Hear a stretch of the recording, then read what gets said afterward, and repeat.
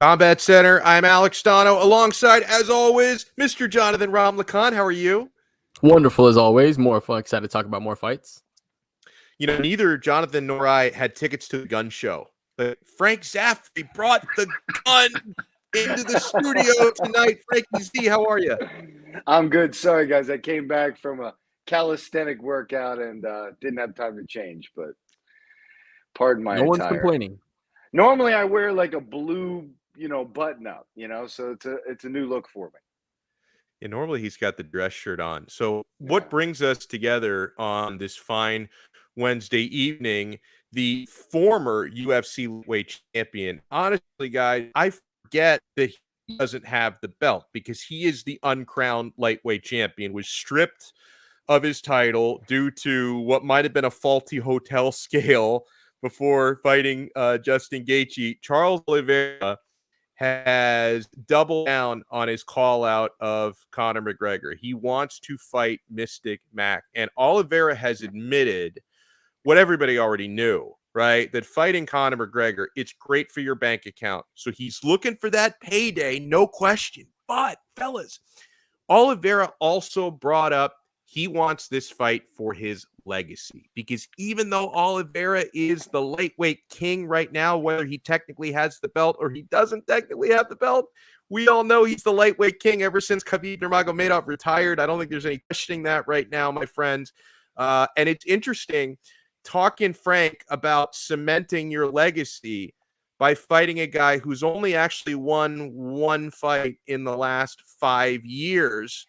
But I know it's Conor McGregor. He's still got the name and all that. So, Frank, do you think the Bronx Oliveira needs a win over Conor McGregor to cement his UFC legacy? Absolutely not. I mean, it could not be further from anything he needs for legacy. Look at the people he's beaten in his last 3 fights, including Dustin Poirier, who everybody thought was the presumptive champion in waiting, who was just biding his time with money-making fights against Conor McGregor. I think saying that it's cementing your legacy is something you say to justify wanting to get paid. I wish Charles would just be honest and say, I want to get paid, because that's what this fight's about. Everybody who's asking to fight Conor McGregor is asking for 2 reasons. Number one, most importantly, they want to get paid. And number 2, he looks exceptionally vulnerable now. I have said this a lot over the course of various shows we've done, but Conor McGregor is a somewhat one-dimensional fighter. He's a spectacular striker, but he's somewhat one-dimensional, and he's missing cardio in the full MMA game, in my opinion. And he compensated for that by being a 145-pounder, being much bigger and stronger and able to cut the weight in that division. Moving up to 155, you're starting to fight guys. It's 10 pounds. It's a huge 10 pounds. I've been next to some of these guys. Guys that fight at lightweight are walking around looking like they weigh 200 pounds. It's a whole different ballgame. And what it does is it neutralizes the power he used to compensate, and he suddenly becomes exceptionally vulnerable. I don't think he could beat anybody in the top 10 as like a slam dunk favorite. There's some people he might catch, but honestly, he's not a top 10 fighter in lightweight. So Charles Oliveira just wants to get paid. What do you think, Jonathan? Yeah, as far as that, I'm right there with you, man. I don't think that he needs this fight for legacy. I think for Charles Oliveira, the legacy for him is having the most submissions in UFC history, being one of the most deadliest finishers in the game, and having a history of, hey, you were struggling younger in your career and you persevered. You're now on a long winning streak. You've dominated name after name. You've been underdog time and time again. You've been knocked down in many fights, and you've against Michael Chandler, against Charles, against Justin Gaethje. All these guys in the fights, he's showing that he's fighting through adversity. And then when he retires, that's what we're going to talk about. We're going to talk about the Charles Oliveira that was, fighting through adversity and became a champion at all costs, right? When everybody was counting him out, when he wasn't winning fights, when he was at 145 and he wasn't looking good. He was looking like just one of those guys that might have come in and leave very soon, but he ended up being a guy that grew his game, became very dangerous, and added the striking to his arsenal. You talk about McGregor being one dimensional. Charles Oliveira was mostly just but his striking is is very lethal now. Not only his combinations, but his Muay Thai knees as well, able to get in close and just cover distance. So I don't think he needs this fight as far as legacy goes, but hey, it's going to help him in the wallet. Hey, I Jonathan, disagree. Jonathan, if Justin Gaethje was fighting Conor McGregor tomorrow, who you got? Gaethje 10 out of 10. Yeah. I mean, Dustin Poirier, that's an obvious answer. He's beaten him twice. Chandler's a pick 'em. You know what I mean? I'll give Conor McGregor that one, but come on, man. Here's why I disagree with you, fellas. I do think that Charles Oliveira needs this fight for his legacy, but it's not for the resume. The resume's great, and beating a guy who's won one fight since 2016, obviously, like that theoretically doesn't do a lot for your resume. But I think the reason why Charles Oliveira needs this fight to cement himself as one of the most storied lightweights ever is just the rub that you get from beating Conor McGregor. Because there's only a handful of household names in the UFC right now, right? And a lot of these guys haven't been winning fights recently, right? You would say, Jorge Masvidal, Nate Diaz, Conor McGregor, a handful of household names in mixed martial arts, even though they've not been getting the results out there.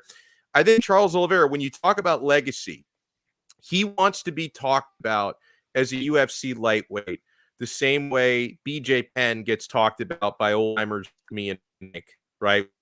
Like, BJ Penn, one of the greatest lightweights ever. The way people talk about Khabib Nurmagomedov, who does have a win over Conor McGregor, that if he wants his name to be in that sort of a conversation, you fight Conor McGregor. It's why we call it Red Panty Night. It's not just about your bank account.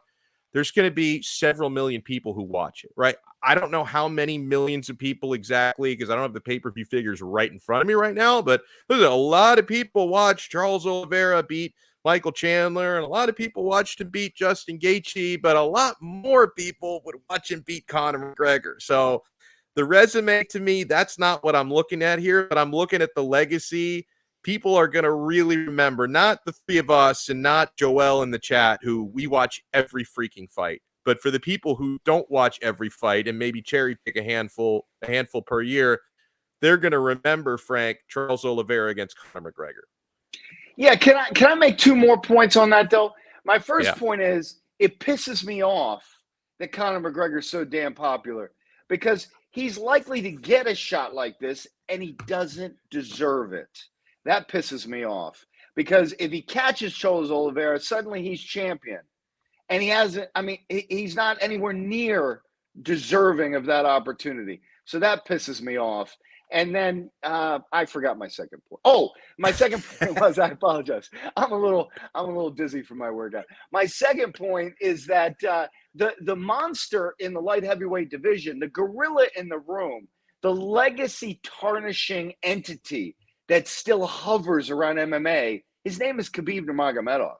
And he's not fighting anymore. And everybody now, Charles Oliveira is our current champion and a deserving one. But there's an asterisk because you didn't have to fight Khabib and you're not going to have to fight Khabib. So I feel like that's if you really want to man up, say that. Say, Khabib, go for 30. Come see me. You know what I mean? And you think that would sell? I guarantee you, I think Khabib coming back would be as big a deal pay-per-view wise as Conor McGregor. I mean, I think a lot of people are done with Conor McGregor. If Khabib graced the octagon again, just one last time to let us know he is the baddest man on the planet in that division, there's a call out worth having because he's the guy who puts an asterisk next to your name as champion. So, and let me ask this to Jonathan, because I think it would probably go down this way. And listen, this is what Oliveira wants. Oliveira wants McGregor. They're not necessarily going to give him that, right? Because listen, the UFC doesn't bow down to Charles Oliveira the way that they bow down to Conor. Now, if Conor really wants it, maybe they'll do it. But Conor has said he actually wants to come back as a 170-pounder because at this point, he's got enough money in the bank. He's tired of cutting weight at this point. I would assume, Jonathan, that if they would actually book Oliveira versus McGregor, they'd probably do it for the vacant belt, right? Because the UFC did say to Oliveira, he couldn't technically win the belt back when he beat Gaethje because he missed weight. And, I think that they did essentially promise him, hey, like the belt will be on the line the next time you fight. And so that would mean Conor McGregor, who's again won one fight in 5 years, would be fighting for the lightweight title next if they do this fight. I assume it would go down that way. Yeah, it would have to be something in a situation where it just works out perfectly. Like, I think for that fight to happen, like, it would have to work out to where everything lines up, because you still don't know how long it's going to take for Conor to recover from that leg injury. I know he's still, he says he's training and stuff, but we don't know what he looks like after that. To your point, Frank, even before that injury, you don't take him against most of these top guys in the top 10 just because they don't match up well with him. And for him to get a shot, you understand business wise, it's going to sell a lot. But he's definitely undeserving of it. But as far as the way the matchup goes, I think Charles Oliveira gets the win. You know what I mean? I think if you were really to put it, Conor is going to be dangerous for a round because that's who Conor is. But at the end of the day, I think after that first round, you throw some leg kicks, you do something, and you just make him a little uncomfortable. But that's all it takes. So, I think it's going to be a tough situation for a fight to actually happen like that. I don't think it will. I think Dana White will probably make the right fight, in my opinion. But it could happen. It would have to be something that lined up perfectly. Both guys are ready to do it, and it lines up. Yeah, Jonathan, the way that fight would go, and I'm interested in both of your guys' opinion on it, but, Conor's not stupid enough to jump into Charles' guard. So Charles would have to close the distance, get up against the cage a little bit, and then you'd watch him jump Conor's back, you know what I mean, or try to pull guard from there. And then once he's got his claws on him, a la Damian Maia, it's only a matter of time before that fight's over. And honestly, I think Charles could very well tag him in the stand-up as well, right? I mean, obviously, the thing that would make the fight intriguing to me from the opening bell, I think the longer the fight goes, the more Charles can control it. When the fight opens up and McGregor is fresh, we know he's got anvils for fists, right? He is still a very hard puncher, so there's always the chance he could catch Charles, but there's also a chance Charles could catch him because he's a really good striker as well. So something else that's been going around, fellas, is we're 4 days removed from just an epic pay-per-view and an epic light heavyweight title fight between Yuri Prochazka and Glover Teixeira. And a lot of people, Frank, have come out and they're referring to the fight this past weekend. You tell me if you think this is recency bias. People are referring to it as the best UFC light heavyweight title fight of all time. Now, at first I hear that, I'm like, okay, yeah, that sounds reasonable. But then I think, wait, remember when we had John Bones Jones, Alexander Gustafsson, and like Jones admitted he was like partying leading up to the fight, probably didn't take it as seriously as he should, but it was an epic 5-round war. I think that was just about every bit as good as the one we had this past weekend. Do you have a preference, Frank? Which of those fights did you think was the better UFC light heavyweight title fight? Well, it depends on how you're grading it. I mean, if you're grading it on like, holy shit, could this really happen? Of course, Jones Gustafsson is that fight because Jones seemed insurmountable and then suddenly shockingly vulnerable for reasons we found out later potentially was, laziness or drug abuse or what have you. But still, in the moment, it was as shocking as Sonnen Silva won. It was one of those fights where you're like, oh my God, I can't believe this might happen.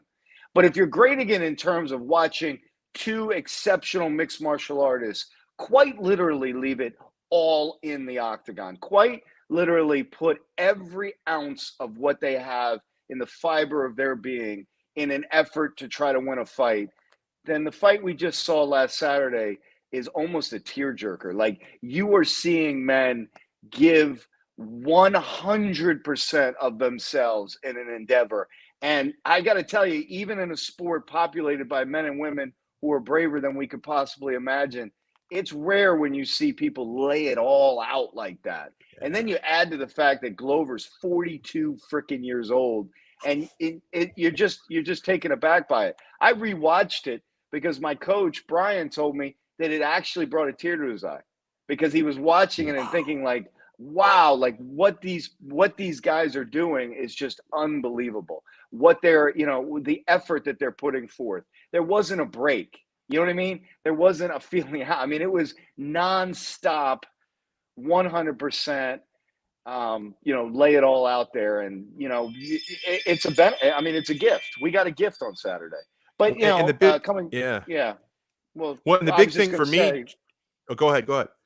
Well, I was just going to say, but coming back to my original point, if it's meaningfulness, then it's Jones Yeah. Gustafson, because I mean that that meant everything. That was Yeah, And John, I think I agree with Frank there, because it's like, because what really stood out to me about this Teixeira Prochazka fight was just how many momentum swings there were, because there were almost a half dozen times over the 5 round where you thought one of them was finished.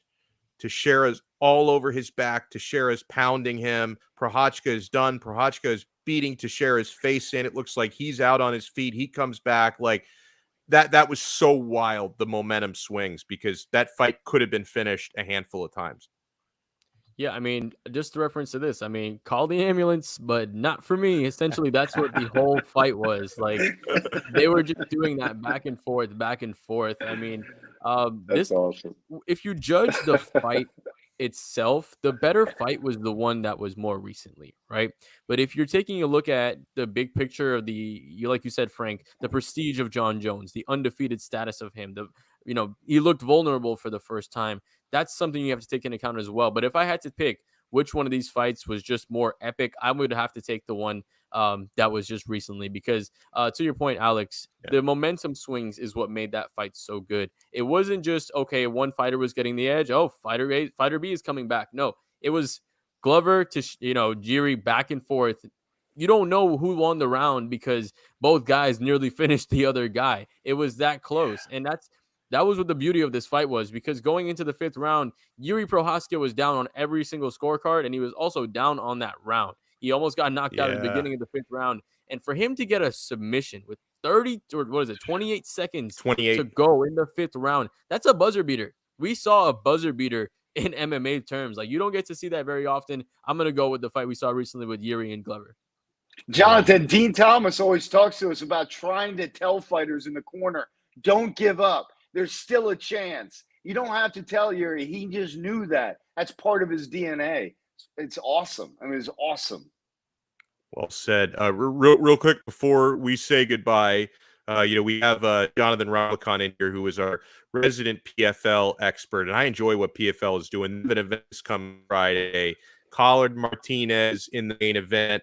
My guy Shoeface Antonio Carlos Jr. in the co-main. And John, you're not going to this one, but you are going to be going to the card next week. What should people look out for this Friday? PFL, yes, plus.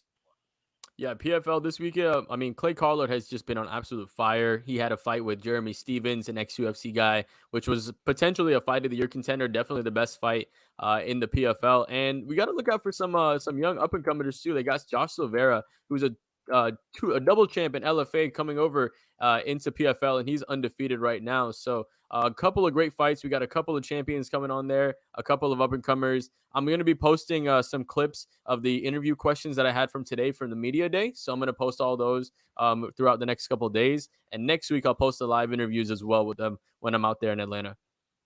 Awesome job. So, guys, make sure everybody watching this, whether you're watching us live or you watch via replay, hit that thumbs up button, hit that like button. And remember, if you're watching us on 5 Reasons Sports YouTube and you're interested in fight content, you've got to check out our dedicated fight channel, Combat Center, on YouTube. Check out Combat Center, subscribe to both. If you're looking for fight stuff and you want to see the exclusive content that Jonathan's going to drop, make sure you subscribe to Combat Center. Huge shout out and thank you, Jonathan. Any parting shots, sir?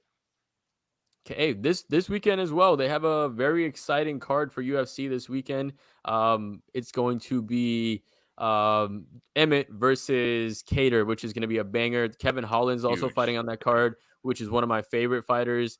Cowboy versus Joe Lozon is going to be on that card as well. That's a rescheduled fight. So there's a lot of big names on this UFC card this weekend as well. So let's not sleep on that. I might throw out a couple prediction videos before that fight comes out. Cowboy versus Joe Lozon, it gives me all those 2011 feels, man. Frankie Z, any parting shots? Yeah, I'm going to ask Jonathan to Venmo me $20. I'm going to kick in 20. We're going to get a booster for your internet in your room there.